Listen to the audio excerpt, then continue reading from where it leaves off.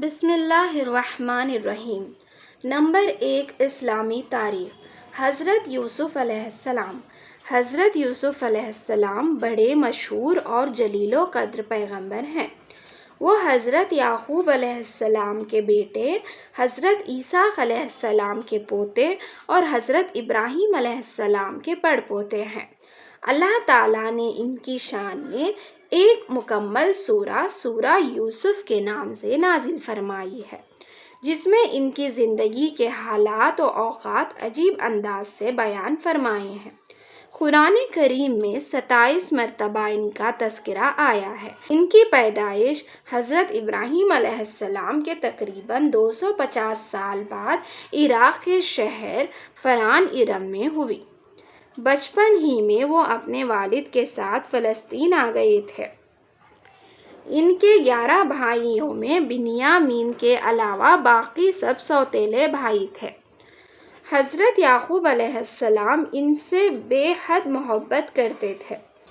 کسی وقت بھی ان کی جدائی گوارا نہ تھی، کیونکہ شروع ہی سے ان کی فطری صلاحیت دوسرے بھائیوں کے مقابلے میں بالکل ممتاز اور روز روشن کی طرح ظاہر تھی۔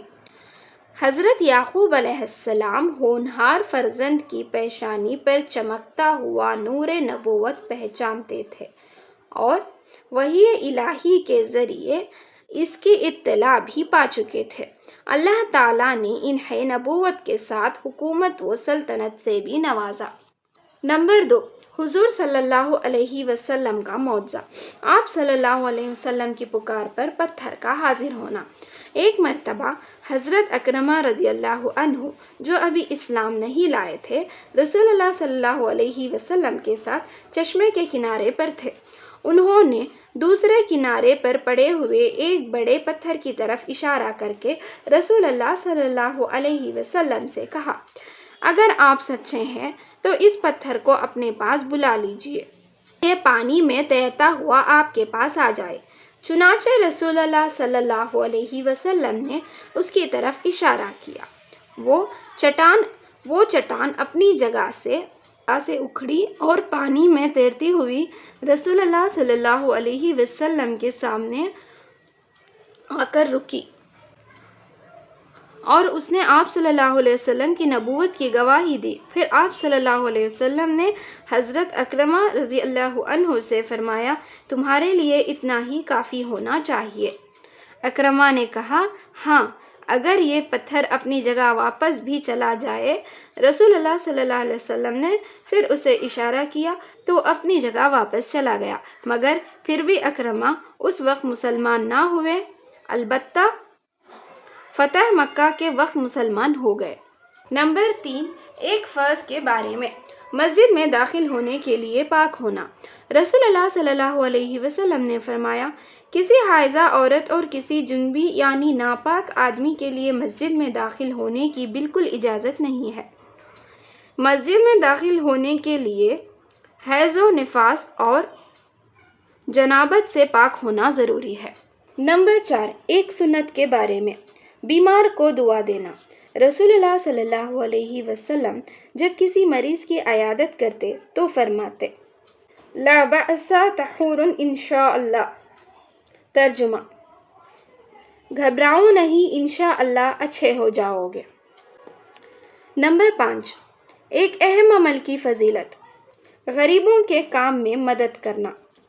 رسول اللہ صلی اللہ علیہ وسلم نے فرمایا، بیوہ اور مسکین کے کاموں میں جدوجہد کرنے والا اللہ کے راستے میں جہاد کرنے والے کی مانند ہے۔ نمبر 6، ایک گناہ کے بارے میں۔ اللہ تعالیٰ کے ساتھ شرک کرنا۔ قرآن میں اللہ تعالیٰ فرماتا ہے، بلا شبہ اللہ تعالیٰ شرک کو معاف نہیں کرے گا۔ شرک کے علاوہ جس گناہ کو چاہے گا معاف کرے گا، اور جس نے اللہ تعالیٰ کے ساتھ کسی کو شریک کیا تو اس نے اللہ کے خلاف بہت بڑا جھوٹ بولا۔ نمبر 7، دنیا کے بارے میں۔ دنیا کی زینت کافروں کے لیے۔ قرآن میں اللہ تعالیٰ فرماتا ہے، دنیا کی زندگی تو کافروں کے لیے سوار دی گئی ہے، نہ کہ مسلمانوں کے لیے، اور کافر لوگ مسلمانوں کا مذاق اڑاتے ہیں، حالانکہ جو مسلمان کفر و شرک سے بچتے ہیں وہ قیامت کے دن ان کافروں سے درجوں میں بلند ہوں گے۔ آدمی کو اپنی دنیا داری اور مالداری پر غرور نہ کرنا چاہیے، کیونکہ اللہ تعالیٰ جس کو چاہتے ہیں بے حساب روزی دے دیتے ہیں۔ اس لیے مالدار ہونا کوئی فخر کی چیز نہیں۔ نمبر 8، آخرت کے بارے میں۔ قبر میں ہی ٹھکانے کا فیصلہ۔ رسول اللہ صلی اللہ علیہ وسلم نے فرمایا، جب تم میں سے کوئی وفات پا جاتا ہے تو اس کو صبح و شام اس کا ٹھکانہ دکھایا جاتا ہے۔ اگر جنتی ہو تو جنت والوں کا، اور اگر جہنمی ہے تو جہنم والوں کا ٹھکانہ دکھایا جاتا ہے۔ پھر کہا جاتا ہے یہ تیرا ٹھکانہ ہے، یہاں تک کہ اللہ تعالیٰ قیامت کے دن تجھے دوبارہ اٹھائے۔